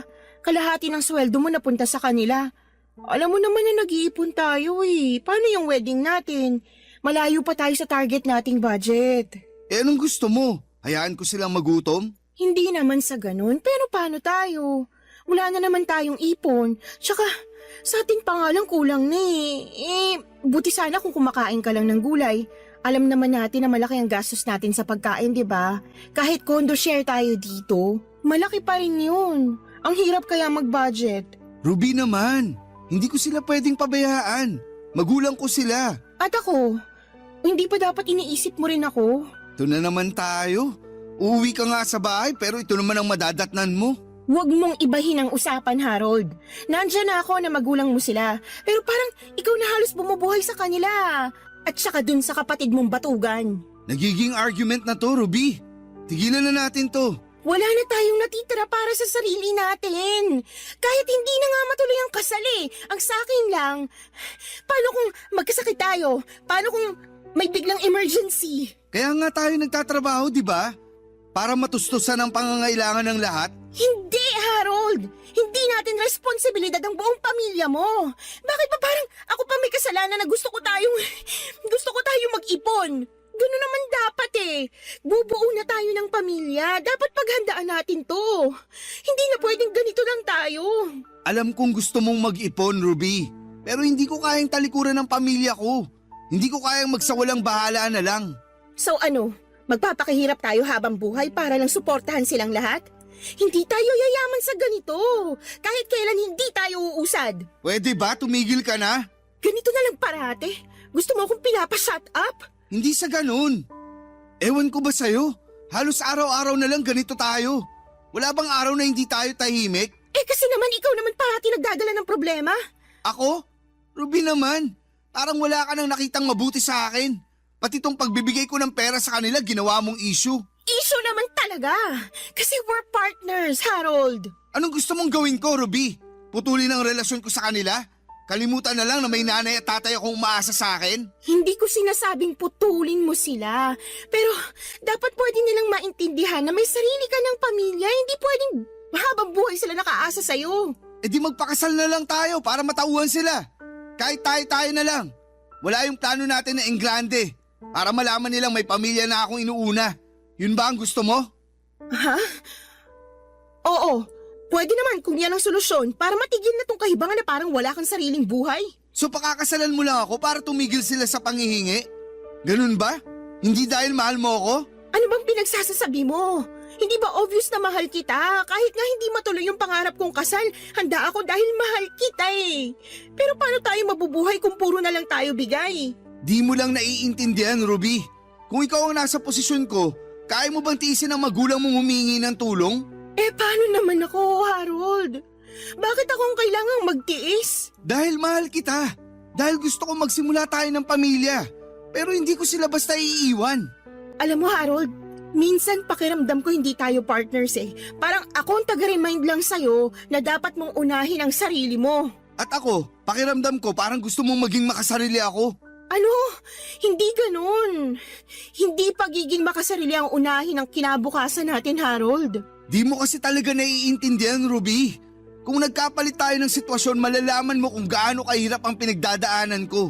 At ikaw, naiintindihan mo bang nararamdaman ko? Ano pa bang gusto mong gawin ko, ha? Sabihin mo. Ayoko na ng ganito, Harold. Ayoko na ng paulit-ulit na ganito. Ano? Gusto mong maghiwalay na lang tayo? Hindi ko alam. Ang alam ko lang, pagod na ako sa ganitong klase ng buhay. Masakit para sa akin ang naging away namin ni Harold Papadudut. Hindi ko inakala na hahantong kami sa ganitong sitwasyon. Mahal ko siya pero sa galit at sama ng loob ko ay may mga salitang nabitawan ako na hindi ko na mababawi. Hindi ko alam kung dahil sa bugso ng damdamin o dahil matagal ko nang kinikimkim ang sakit, pero kahit ano pang dahilan ay nasaktan ko siya. At alam kong nasaktan din ako sa mga nangyari. Pagkatapos ng aming matinding pagtatalo, pakiramdam ko ay parang naubos ang lakas ko. Hindi ko alam kung saan ako pupunta at kung sino ang dapat kong lapitan. Doon pumasok si Jake sa picture. Siya ang nag-comfort sa akin sa panahon at pakiramdam ko ay nag-iisa ko. Hindi siya nagtanong, hindi niya ako pinilit magsalita at hinayaan lamang niya akong umiyak at ilabas ang bigat ng loob ko. Ramdam ko ang sincerity niya sa pakikinig at sa pagbibigay ng pag-aalaga. Sa kanya ko naramdaman ang init ng isang taong handang dumamay. Pero hindi pa doon natapos ang lahat, Papadudut. Nasundan pa ng isa pang away ang nangyari. Hindi ko inaasahan na magiging mas komplikado pa ang sitwasyon at hindi ko na kayang bigat ng damdamin ko kaya nagpa siya akong lumayo muna. Pakiramdam ko ay kailangan kong huminga at kailangan kong magpahinga mula sa lahat ng gulo. Doon nag-offer si Jake na doon na lamang muna ako sa kwarto niya magpalipas ng gabi. Alam kong hindi yon tama pero pumayag ako. Ang mahalaga lang sa akin ay ayokong matulog sa room namin ni Harold kahit wala siya at pumasok na sa trabaho. Habang nakahiga ako sa kama ni Jake ay hindi ko maiwasang balikan ang mga nangyari. Napatanong ako sa sarili ko, tama ba ang ginawa kong desisyon? Tama bang dito ako nagpunta?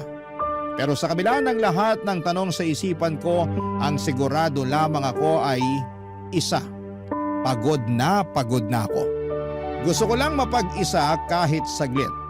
Gusto ko lang maramdaman na may isang tao pa rin na nandyan para sa akin. Kahit na hindi ko siya hiningi, Papa Dudut. At sa gabing yon si Jake ang naging sandalan ko, Papa Dudut.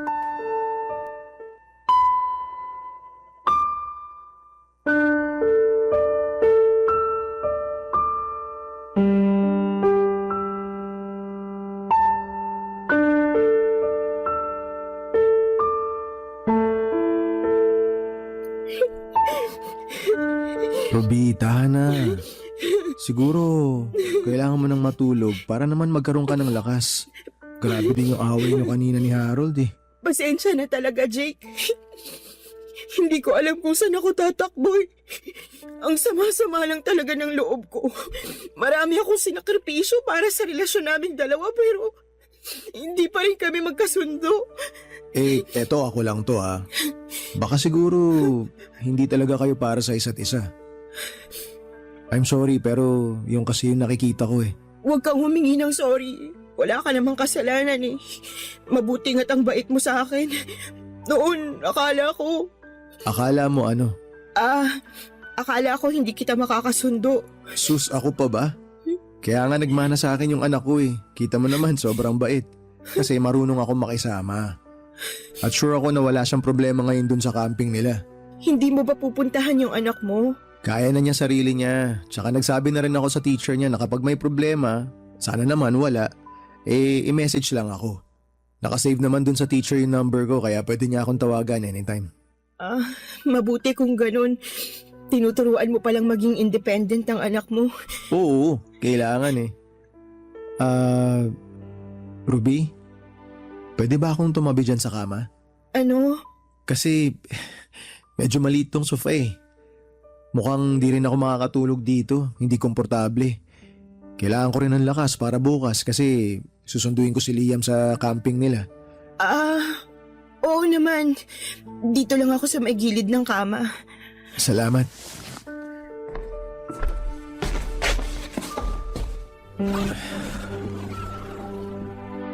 Naiilang ka pa rin ba sa akin? Alam mo, sobrang pangarap ko talaga to yung magkatabi tayo sa kama. Jake, siguro hahanap na lang ako ng hotel. Doon na muna ako. Bakit naman? Hindi mo kailangan umalis. Bakit mag-hotel ka pa? Okay ka naman dito. Wala namang ibang tao. Tayong dalawa lang. Tsaka, mas mabuti na to. May kausap ka. May katabi ka. Ayaw mo ba akong katabi? Pareho tayong may sabit. Pero nararamdaman mo rin naman yung nararamdaman ko. Di ba? Jake. Ano pa bang hindi mo maintindihan, Ruby? Gustong gusto kita. At tuwing nakikita kita, lagi kong naiisip na sana single na lang ako. Sana wala akong anak, sana wala akong asawa. Gustong gusto kitang ligawan. Alam mo ba pag nag-aaway kayo ni Harold, gusto kitang protektahan. Gusto kitang yakapin, gusto kong pawiin yung sakit na nararamdaman mo. Kasi ayoko nasasaktan ka. Jake, malito. Teka, Ruby, saan ka pupunta? Natatakot ako. Wala ka namang dapat ikatakot eh. Tulad nga ng sabi ko, gustong gusto kitang alagaan. Gustong gusto kitang protektahan. Tsaka alam ko, ramdam na ramdam ko na gusto mo rin ako. Sige nga, Ruby. Sabihin mo nga sa akin na hindi totoo yung nararamdaman ko. Tingnan mo ako sa mga mata. Sabihin mo na hindi mo ko gusto. Hindi to pwede. Ruby, hindi mo pa ba napapansin? Pinagtagpo tayong dalawa. Mahal na kita. Naguguluhan ako. Ruby, hindi mo ba ako narinig? Ang sabi ko, mahal kita. Alam mo, kung wala lang si Harold, pwede kitang mahalin eh. Hindi mo ako pwedeng mahalin kasi may Harold. Eh hindi pa naman kayo kasal eh. So ibig sabihin pinipigilan mo lang yung sarili mo. Pero ang totoo, mahal mo na talaga ako. Siguro. Anong siguro? Hindi ako naniniwala sa'yo. Yang nararamdaman mo wala nang pag-aalinlangan yan. Alam ko na sigurado ka na. Mahal na mahal kita, Ruby. Gusto kitang alagaan. Mahal din kita. Sabi ko na nga ba eh. Alam ko talaga na mahal mo na ako. Oo, mahal kita. Pwede ba kitang halikan, Ruby? Jake. Gustong gusto kitang maangking ngayon, Ruby.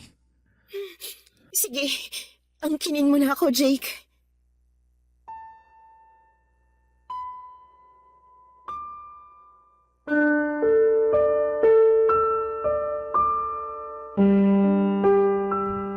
Papadudot, may nangyari po sa aming dalawa ni Jake.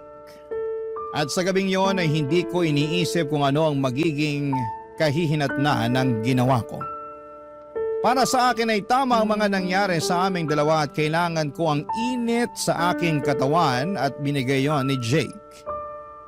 Inangkin niya ko at binigay ko ng kusa ang aking pagkababae. Alam kong mali dahil may asawa nga si Jake pero ginawa ko pa rin.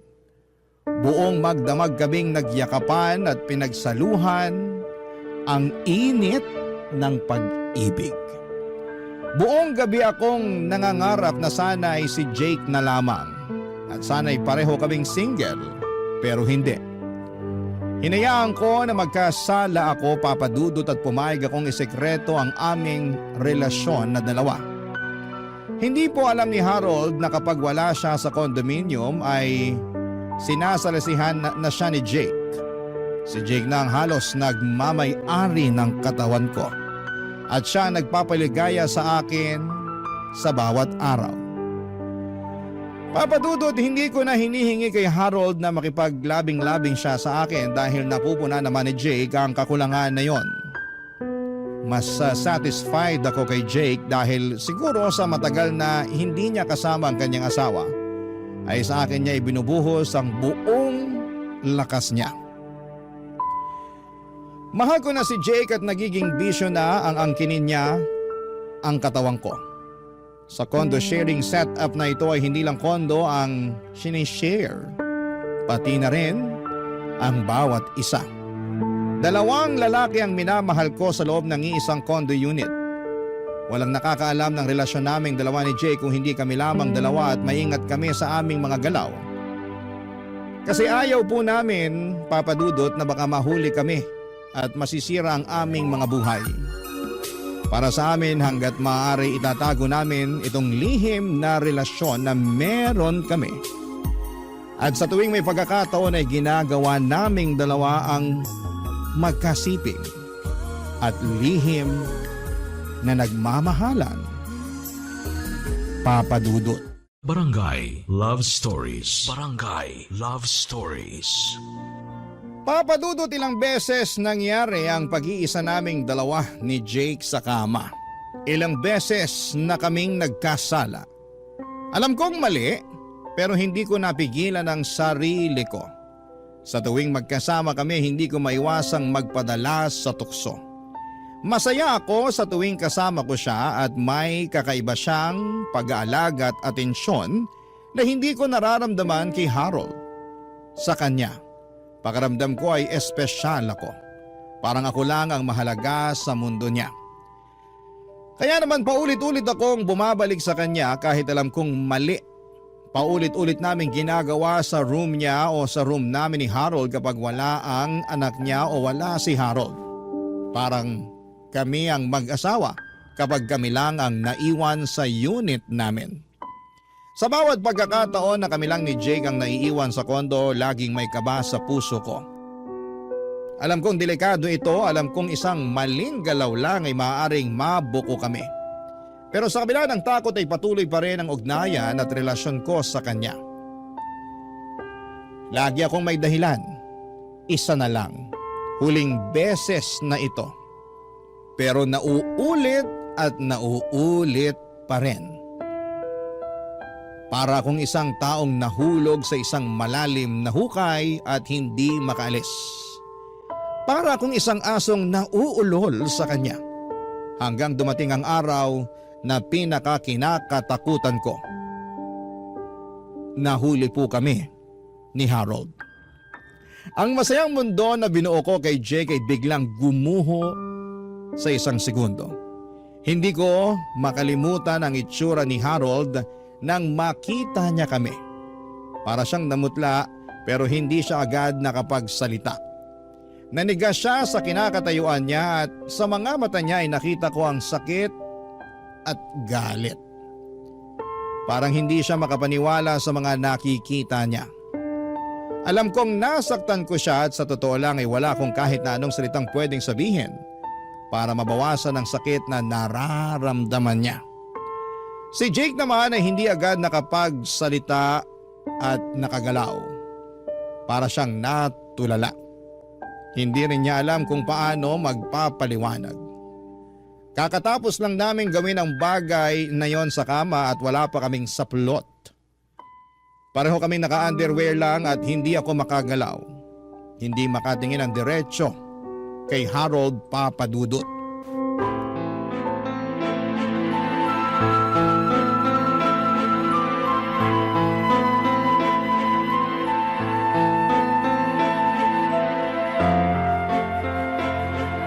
Sobrang saya ko talaga, Ruby, kapag ginagawa natin to. Ikaw talaga. Bilisan mo na lang, baka hinahanap ka na ni Liam. Hindi ako hinahanap nun. Basta hawak niya yung tablet niya, may sarili ng mundo yun. Halikan ko nga tong leg mo. Bango-bango. Nakikiliti ako. Ruby? Anong... Jake? Anong ginagawa niyo? Harold, Anong ibig sabihin nito? Harold, bro. Bali ano kasi... teka, Hayop huwag mo ka. hula. Kalma ka lang. Linawin niyo to! Pinaglololoko niyo ako! Ayusin niyo nga ang pagsuot niyo ng mga damit niyo! Halatang nagpakamot ka sa lalaking to! Harold, please.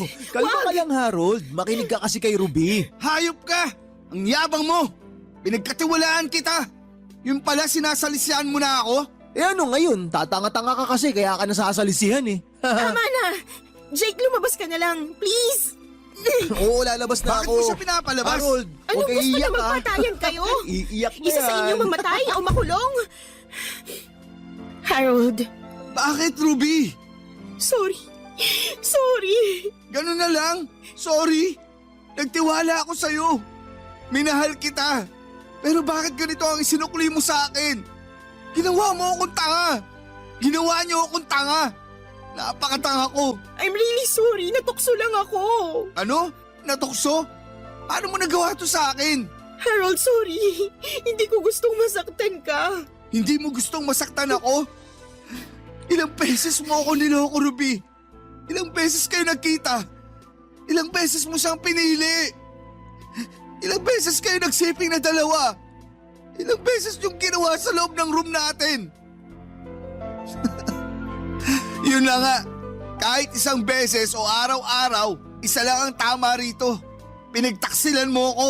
Mahal kita, Harold. Mahal, huwag ka na magpatawa. Ruby, kung mahal mo ako, bakit mo ginawa to? Hindi ko alam. Hindi mo alam? Matapos mong ipaangkin yung sarili mo sa kanya, hindi mo alam? Ruby, lumandi ka sa iba. Ang landi mo. Hindi ka na kontento sa akin? Parati ka kasing pagod. Anong klaseng katwiran yan? Nag-aanap tayo ng pera para may maipon tayo sa kasal. Para makabili tayo ng lupa at makapagpatayo ng bahay sa probinsya. Eh sinabi mo sana kung talagang kating-kating ka na para kamutin ko. Tapos, hindi yung ganito. Hindi pwede ang baluktot mong katwiran. Harold. Tapusin na natin to. Ano? Tapos na ang relasyong to. Tapos na tayo, Ruby. Wala nang tayo. Harold, wag naman. Please. Ano pang silbi ng relasyon natin? Hindi na mabubura ang kahalayan nyo. Wala nang natira dito sa akin ni katiting pang respeto sa'yo. Wala na. Ay, wag naman. Hindi na mauulit to. Pangako. Hindi na ako tanga, Ruby. Mahal kita, Harold. Hindi kita kayang mawala. Alam mo, Ruby, hindi ko inakalang magagawa mo to sa akin. Binuhos ko ang lahat sa'yo. Pinangarap ko ang future natin. Pero anong ginawa mo? Patawad. Ang sorry, hindi nakakabura ng sakit. Anong ginagawa mo? Wala nang katuturang pang manatili dito. Aalis na ako. At baka makapatay pa ako ng tao. Magiging kriminal pa ako. Habang may natitira pa akong pagmamahal sa sarili ko, aalis na ako. Iiwan na kita. Huwag mo ko iwan, Harold, please. Gagawin ko lahat. Ipapakita ko sa'yo, mahal kita. Lumipat tayo sa ibang tirahan. Kahit anong gawin mo, hindi na mabubuo ulit ang tiwala ko sa'yo. Harold! Paalam, Ruby. Papa Dudut, hindi ko alam kung ano ang gagawin ko. Pakiramdam ko ay parang bumagsak ang mundo ko sa bigat ng kasalanang nagawa ko. Wala akong mapagsabihan, wala akong matakbuhan at hindi ko alam kung paano ako magsisimula ulit matapos ang lahat ng ito. Nagkasala ako kay Harold, mahal niya ako at alam kong hindi niya kailanman inisip na magagawa ko ito sa kanya. Pinagtaksilan ko siya. Sinaktan ko siya sa parang hindi niya kailanman inakala. Napaulit-ulit akong nagpagamit sa ibang lalaki. Napakasakit isipin na ako mismo ang sumira sa tiwala niya, ang bumitaw sa pangakong dapat ay ako mismo ang nag-iingat. At hindi lang si Harold ang nasaktan ko, pati na rin ang asawa ni Jake. Isang pamilyang buo ang nadungisan dahil sa akin.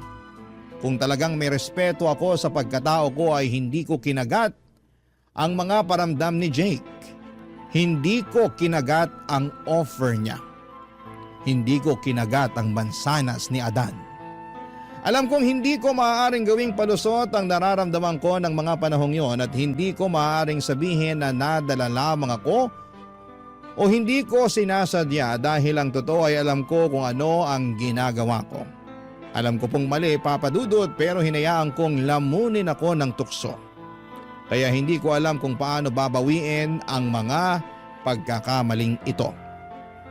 Hindi ko alam kung paano haharapin si Harold.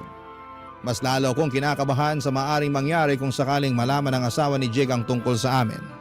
Siya ang tunay na biktima ng kasalanan ito at ang anak nila. At kahit na anong gawin ko ay hindi ko na mababawi ang mga nangyari. Gusto kong magtago, gusto kong burahin ang lahat ng ito pero hindi ko magawa. Hindi ko kayang takasan ang sarili kong konsensya.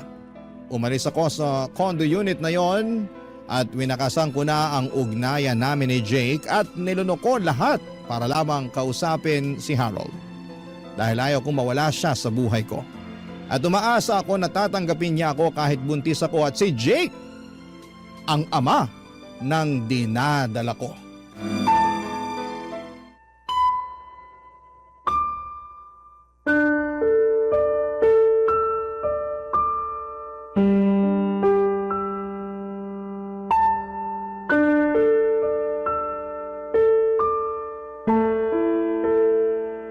Harold, mag-usap naman tayo. Pwede ba? Ano pa bang pag-uusapan natin, Ruby? Harold, patawarin mo ko. Wala nang saysay ang paghingi mo ng tawad, Ruby. Tapos na tayo. Hindi pa ba malinaw sa'yo yun? Alam kong wala akong karapatang humarap sa'yo ngayon pero sana bigyan mo ako ng pagkakataon. Pagkakataon? Matapos mo akong lokohin? Matapos mong itapon ang lahat ng pinagsamahan natin? Ano ba sa tingin mo, Ruby? Na madali akong kumbinsin? Harold, alam ko nagkamali ako. Alam ko nasaktan kita. Nagpakagaga ako pero... Pero ano? Natukso ka lang dahil siya ang parati mo nakikita sa kondo? Dahil mas maganda ang katawan niya? Dahil ang gwapo niya? Huwag mong sabihin hindi mo sinasadya. Hindi aksidente ang pagtataksil, Ruby. Pinili mong gawin yan. Alam ko. Pero gusto kong itama ang mali ko. Mahal pa rin kita, Harold. Alam ko nasaktan kita, pero sana bigyan mo pa ako ng isa pang pagkakataon. Mahal? Mahal mo ako? Pagmamahal ba ang tawag sa ginawa mo? Ruby, hindi ko na alam kung sino ka. Ang babaeng minahal ko noon, hindi niya kayang gawin to sa akin. Harold, buntis ako. Buntis? At gusto mong ako ang managot dyan? Wala ako ibang matatakbuhan. Wala ako ibang lalapitan. Ikaw lang. Ikaw lang ang meron ako. Ako lang? E di puntahan mo ang Jake mo. Kasi kung gusto mong palabasin ako ang ama, hindi tayo sure dyan. At kung ako man, hindi na rin ako babalik sa'yo. Harold, wala akong ibang gustong makasama kundi ikaw. Ruby, hindi ako tanga. Huwag mo naman akong gawing bobo. Sige na, umalis ka na. Baka ano pang magawa ako sa'yo. Harold, please naman. Hindi ko na alam ang gagawin ko. Sana naisip mo yan bago ka pumasok sa problemang yan. Pinili mo yan, Ruby. Pinili mong ipagpalit ako. Pinili mong humilata sa lalaking yun. Para kang higad na nangangate. Tapos ngayon, babalik ka sa akin dala ang bunga ng pagtataksil mo at aasa kang tatanggapin pa kita? At ang bonus, gusto mong pakuin sa akin ang batang hindi naman sa akin. Wow! Panalo ka dun ah. Ibang klase ka. Harold, please. Bitiwan mo ang kamay ko. Hindi ko to kayang itaguyod mag-isa. Wala nang ibang aako sa batang to. Hindi ko problema yan, Ruby. Hindi ko responsibilidad ang pagkakamali mo. Luluhod ako. Mahal pa rin kita, Harold. Alam mo, Ruby, kung talagang mahal mo ako, hindi mo sana ako sinaktan ng ganito. Hindi mo sana ako niloko. Harold, anong gagawin ko? Hindi ko na alam, Ruby. Basta ang alam ko lang, wala ka nang babalikan sa akin. Sige na, umalis ka na. At tama na yung pag-load mo. Hindi ako santo. Tsaka hindi ako nadadaan sa mga ganyan. Hindi mo awala ang panluloko mo sa akin. Hindi maalis-alis sa utak ko yung nakita ko. Yung nadatnan kong kayupan yung dalawa. Kaya umalis ka na. Alis! Harold! Ano pa bang gusto mo mangyari? Kakalad ka rin kita paalis dito? Yun ba ang gusto mo? Sige! Halika! Doon ka sa labas! Harold! Umayos ka! At huwag ka nang magpapakita pa sa akin! Papa Dudut, sobrang bagsak na bagsak ang pakiramdam ko ng mga oras na yon. Feeling ko ay iniwan ako ng mundo at feeling ko ay eto na ang bunga ng pagtataksil ko kay Harold. Hindi ko siya masisisi sa ginawa niya, ako naman ang may kasalanan ng lahat. Naging selfish ako at pinili ko ang mali at mas bumagsak ang mundo ko nang nalaman na ng buong pamilya ko at maging ng mga tao sa probinsya ang nangyari sa amin. Wala na po akong mukhang maiharap sa kanila at hindi ko alam kung paano ko haharapin ang mga kamag-anak ko. Lalo na sina mama at papa na tiyak na nasaktan at nadismaya sa akin. Ramdam ko ang bigat ng mga matang nakatingin sa akin, mga matang puno ng panghuhusga at pagtataka at pagkadismaya. Alam kong may mali akong nagawa at hindi ko rin naman masisisi si Harold na ipagkalat ang mga nangyari. Nasaktan siya ng husto. Kaya hindi na niya napigilan ang sarili niyang maglabas ng sama ng loob. Pakiramdam niya ay nawala ang respeto niya sa sarili niya kaya hindi niya naisip ang magiging epekto nito sa akin. O baka naman gusto niyang ipahiya ako para maramdaman ko rin ang sakit at kahihiyan na nararamdaman niya. Hindi ko alam kung paano ko haharapin ang pamilya ko at naiisip ko pa lamang ang sasabihin nila ay parang gusto ko nang lumubog sa lupa. Alam kong marami silang itatanong, paano nangyari ito? Bakit umabot sa ganito? Hindi ko alam kung paano ko aayusin ang buhay ko matapos ang iskandalong ito. Mula nung kumalat ang balita ay hindi na ako mapakali. Hindi ko alam kung paano ako makakatakas sa mga mata ng mga tao sa paligid ko. Kahit saan ako magpunta, pakiramdam ko ay may mga matang sumusunod sa akin, mga matang punong-puno ng pang-uusisa at panghuhusga. Mga bibig na puno ng panghuhusga sa akin. Kahit sa bahay na inuupahan ko sa ngayon, hindi po ako mapalagay. Kahit wala silang alam, parang nahihiya akong humarap sa mga tao. Pati na rin sa bago kong pinasukang trabaho, nahihiya ako sa nagawa ko. Wala po akong ibang masisisi kundi ang sarili ko. Alam kong may mga desisyon akong nagawang mali. Alam kong hindi ko dapat hinayaan na umabot pa sa ganito. Pero huli na ang lahat. Nangyari na ang mga nangyari. Ang tanong na lang ngayon ay paano ko ito haharapin? Paano ako babangon mula sa kahihiyang ito? At paano ko mababawi ang respeto ng mga taong minsan ang naniwala sa akin? Sobra po akong nasaktan. Lumipat sila ng ibang tirahan, Papa Dudut, sina Jake at ang kanyang anak. Hindi ko na alam kung nasaan siya. At inilipat niya rin ang kanyang anak sa ibang eskwelahan. Ayaw ni Jake na panagutan ang anak ko. Sumulat ako sa inyo, Papa Dudut, dahil nang makita ko ang anak ko ay nasabi ko sa sarili ko na kailangan kong panindigan ang nagawa ko.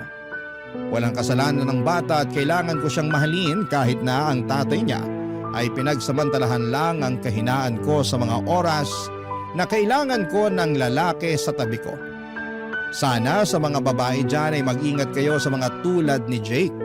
At kung may Harold na kayo ay huwag na huwag kayong gumawa ng bagay na ikakasira ng inyong relasyon at baka mauwi sa sitwasyon na pagsisisihan ninyo habang buhay.